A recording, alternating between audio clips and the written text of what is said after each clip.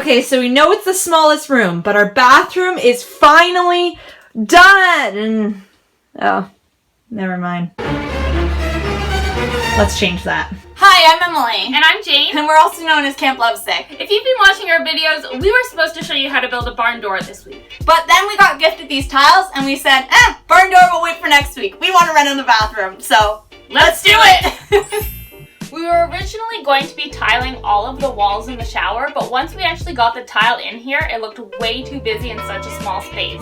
So what we're going to be doing instead is just tiling the back wall and then painting the other two with a really good quality exterior house paint.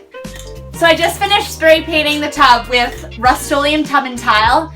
Honestly, it works so well. You do have to put the prep work in, properly sand it, properly clean it, but all the directions are on the bottle. So if you have a tub that you're trying to make it look not like a puke almond color, recommend this stuff. So we want to elevate the look of this tub a little bit more, so what we're actually going to do is be building a floor wood mat that will go at the base. Because this isn't really a true tub, it's more of just a shower, this will just really make it beautiful and way nicer to stand on, I think.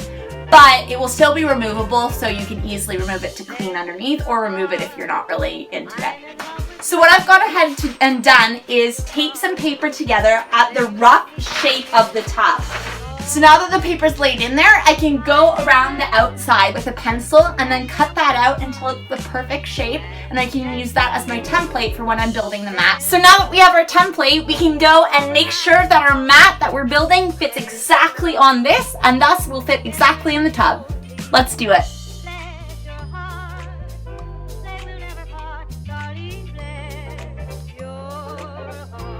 Then the slats just sit on top. So now that we have these top slats done, we're going to go ahead and cut the framework pieces and then brad nail them all together.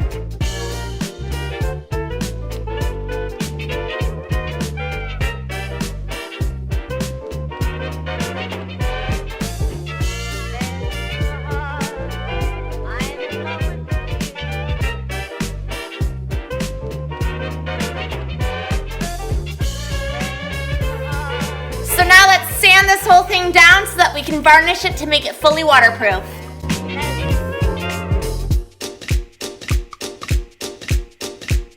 Some guys have all the luck.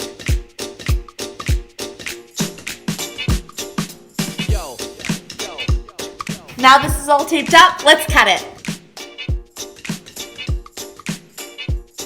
Now we're getting some action. Let's test this out, and then if it fits, we'll sand it down.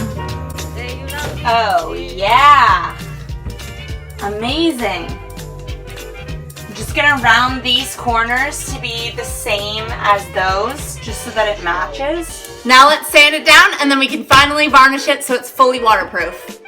We were just gifted this new sander from Bosch, and honestly, it's the best thing in the world. It spins while it also shakes, so there's no scratches on your product. And then also it has this micro filter system, so you don't have any dust in the air because these little holes suck up all the dust as it goes. So now when I'm sanding, my throat doesn't hurt, which honestly I should have probably been wearing a mask. But it's so hot out that I don't want to, sorry. But also now that there's this micro filter system, I don't have to. So amazing, we love this sander, you should get one. Honestly, it's the best. Yes! Oh, that looks so good. Okay, let's varnish it. So we're really excited because we just got gifted these vinyl floor tiles that are self-adhesive. And while they are floor tiles, that just means that they're super durable and you could use them on floors, but you can always use them on walls too, which is what we're going to do to be giving our wall a statement, but also an extra waterproof layer inside the shower. So what we want to do with this is have 2 full tiles and then 2 half tiles on the sides. So the very first step we need to do is, before we start actually sticking these on, is find the center point of this wall, draw a line straight up so we know where to work off of, and then we can start adhering our 2 full tiles all the way up.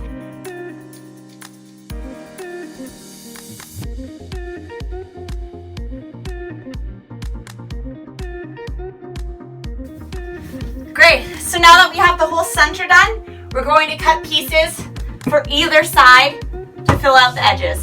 So this is actually super easy to cut. You just make your lines where you want to cut it. Use a metal ruler or a straight edge. And as you're cutting, try to make it so that you're cutting on the side that is scrapped, not the side that you're keeping. Because if you're exacting nice slips, then you don't have to worry about cutting up your tile. Then once you've scored it, you crack it in half, and it's good to go.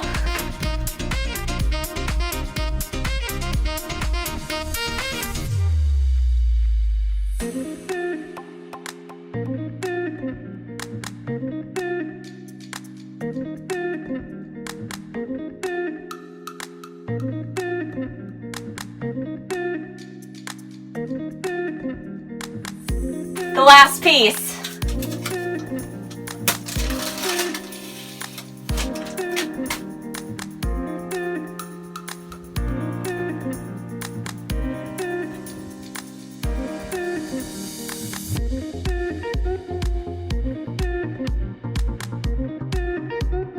We're going to be using this copper pipe to make our curtain rod out of. We're also using this pipe to make our barn door slide, spoiler. So we want to have the copper in a few different places just so that it looks pretty cohesive. And two, we already had this piece of copper, so let's use it. Reduce, reuse, recycle, rejoice. I'm going to be making a holder for our curtain rod just using pieces of scrap wood that we have around the shop. The first thing I'm going to do is drill holes in the wood using this very, very terrifying drill bit.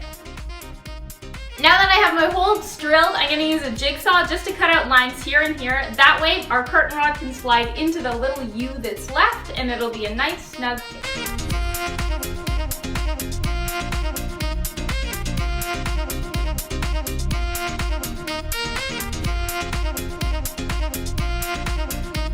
Now let's sand these down so that we can install them.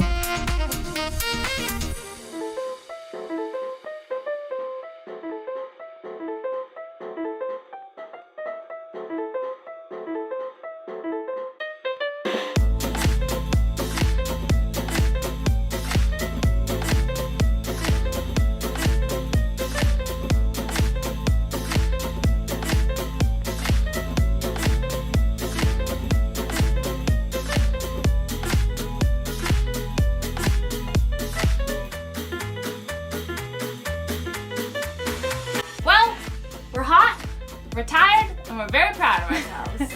We're so happy that at least one room in here is pretty much finished. We're still going to be tiling the floors, so that's to look forward to in the future, but yeah, it's looking good. It's looking good. And next week, the barn door! Yes! We're gonna do it! We think. Probably. Maybe. No, we're pretty sure we're gonna do it next week. So definitely hit the subscribe button, follow along, and we'll see you next week where we'll be building a barn door. See you then.